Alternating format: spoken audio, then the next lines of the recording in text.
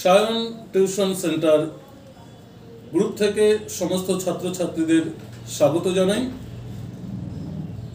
সবেমাত্র প্রথম সেমিস্টারের পরীক্ষা শেষ হয়েছে।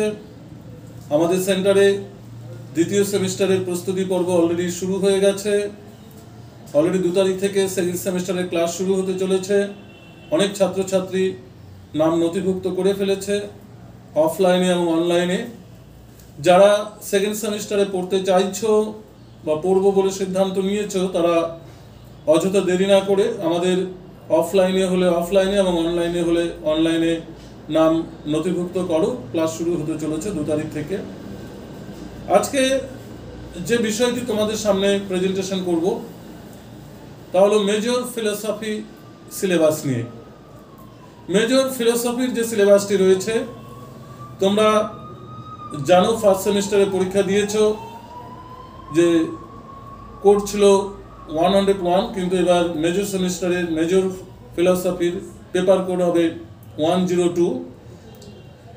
তোমাদের এবারে যে মেজর ফিলোসফির যে টপিকটি রয়েছে সেটা হচ্ছে ওয়েস্টার্ন ফিলোসফি।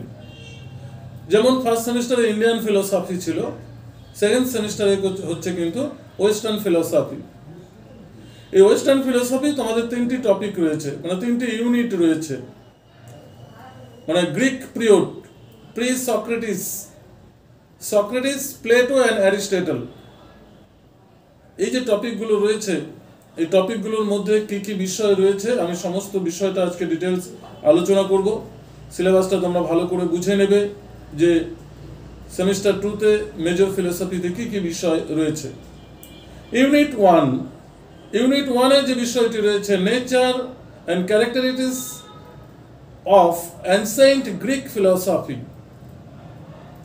অর্থাৎ যে গ্রিক ফিলোসফার অর্থাৎ গ্রিক দার্শনিক, প্রাক গ্রিক দার্শনিকদের যে ভূমিকা রয়েছে, সে প্রাক গ্রিক দার্শনিকদের ভূমিকা সম্পর্কে, প্রকৃতি সম্পর্কে তোমাদের আলোচনা করতে হবে, পড়তে হবে।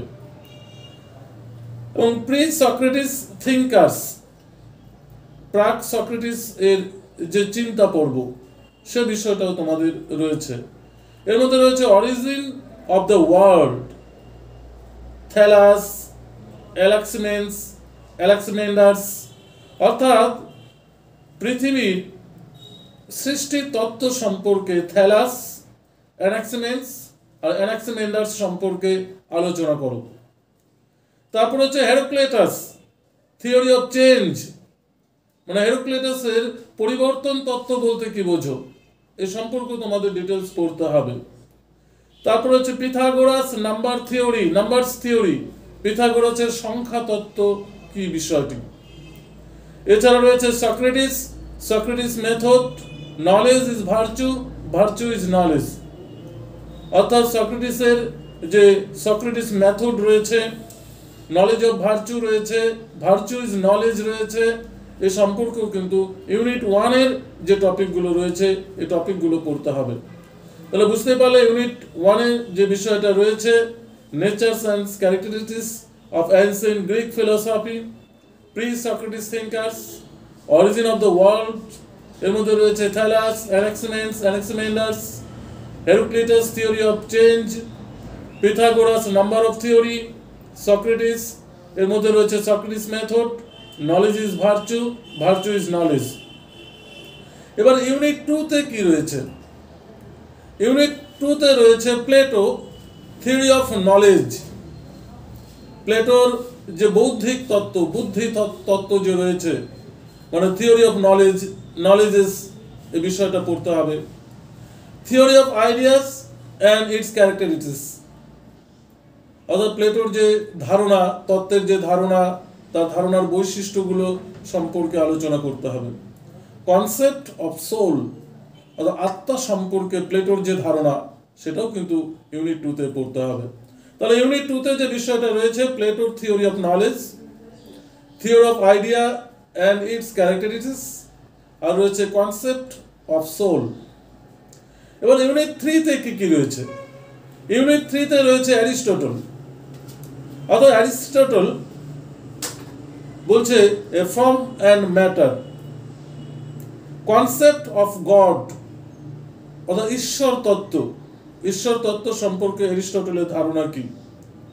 তারপর রয়েছে theory of universal and cousins, অর্থাৎ প্লেটোর যে থিওরি তত্ত্ব রয়েছে, ইউনিভার্সাল থিওরিটা রয়েছে, এই ইউনিভার্সাল থিওরি সম্পর্কেও কিন্তু আলোচনা করতে হবে। তাহলে তোমাদের মেজর ফিলোসফির 3টি ইউনিট রয়েছে, ইউনিট 1, ইউনিট 2, ইউনিট 3, অর্থাৎ এখানে গ্রিক ফিলোসফিস বা ফিলোসফার্স যারা রয়েছে, তারপর তোমার সক্রেটিস, তারপর হচ্ছে প্লেটো অ্যান্ড অ্যারিস্টটল, এই সম্পর্কে তোমাদের ডিটেলস করতে হবে। এক কথায় তোমাদের ফার্স্ট সেমিস্টারে যেমন তোমার ইন্ডিয়ান ফিলোসফি ছিল, তোমাদের সেকেন্ড সেমে কিন্তু ওয়েস্টার্ন ফিলোসফি রয়েছে।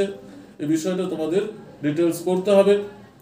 এছাড়াও এসিসি যাদের মেজর থাকবে তাদের এসিসি ফিলোসফিও রয়েছে। আমরা আরেকটি ভিডিওতে এসিসি সিলেবাসটাও আমরা ধরে ধরে আলোচনা করে দেব।